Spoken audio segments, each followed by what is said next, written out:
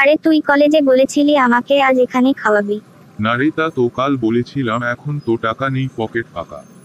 চোরের মাহির বর গলা আমায় কাল বলেছিল খাওয়াবে, আজ দেখ ইঁদুরের মতো পালাচ্ছে। আমি না পরশু তোকে সাদিয়া কিচেনে খাওয়াইছিলাম। মা আজ 100 টাকা দিছে, এই টাকা দিয়ে যেতে আসতেই চলে যাবে, তোকে আবার কি খাওয়াব? টিউশন ফিটা পেয়ে নি, তারপর না হয় খাইয়ে দেব। আচ্ছা। তুই তো হলি তোর বাবার একমাই মেয়ে, তাই তো তোকে এত টাকা দেয়, তাই তো তুই আমাকে খাওয়ালি। আমাদের পরিবারে তো 7 জন ভাই বোন, তাই একটু অভাব টাইপের। এই এসডব্লিউ কি ছিল রে? আরে এসডব্লিউ করে আনিস নাই। না করে আনি নাই বল না। আরে আমি জানি না আমি কি সেদিন এসেছি নাকি। আরে ভুলেই গিয়েছিলাম, তুই আসিসনি। আরে স্যার, আর 30 মিনিটের ভিতরই চলে আসবে, আমার তো কোনো সমস্যা নেই, আমি ওই দিন আসিনি। কিন্তু আমি এসেছিলাম, তাই আমায় মারবে? এই কে কে এসডব্লিউ নয়, তাড়াতাড়ি করো, তাড়াতাড়ি বাইর করো, নাহলে আজকে তোমাদের অবস্থা খারাপ হবে।